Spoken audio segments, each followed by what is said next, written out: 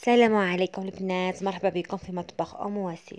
اليوم راه جيتكم بروتين قصير ما فيه بزاف حوايج.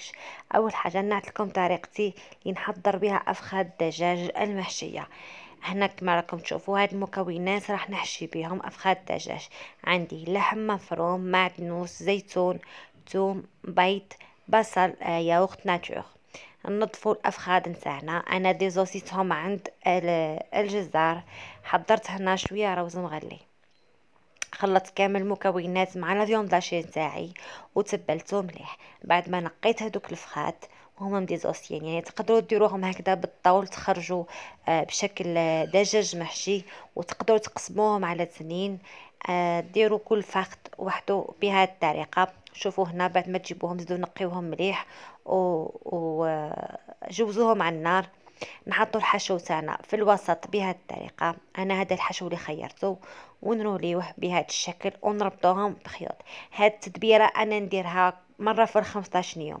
نحضرهم ونحطهم في الكونجيلاتور منين نحب نطيب من في رمضان. هذه هي الطريقه اللي نستعملها. وهنا لي بولات اللي بقاو كما تشوفوا كونجليتهم وحدهم. الوصفه الثانيه حنديرها لكم وصفه سريعه. عندي بطاطا برولي الدجاج اللي حضرته، طبق سريع صحي ومغذي. عندي كمية من البطاطا، عندي دجاج غولي اللي حضرته معاكم، دوك نحط لكم الوصفة في صندوق الوصف. ثوم رند كما راكم تشوفوا، وعندي توابل، ملح، حمر حلو، راس الحانوت، وشوي فلفل اسود. اول حاجة راح نقشر البطاطا نتاعي ونقطعها قطع قطع. نحط الزيت في لاكوكوط والتوابل اللي قلت لكم بهذه الطريقة. تبعوا معايا. البطاطا ماذا بيكم تكون صغيرة على كان تلقاو، سينو قطعوها قطع كبار. نحط الطماطم ونقلي كل شيء مع البطاطا بهذا الشكل.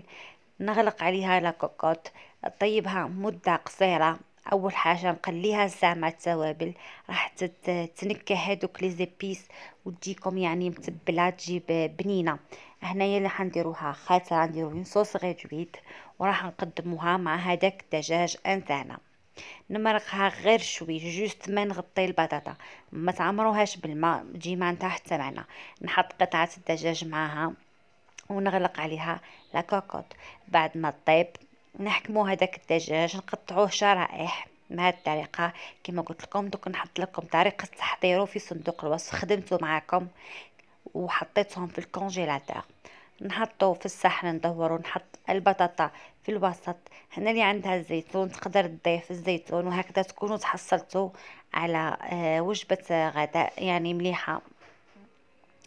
انا حنات لكم حنشارككم صينيه القهوه اللي حضرتها لحباباتي كي جاو يطلعوا عليا.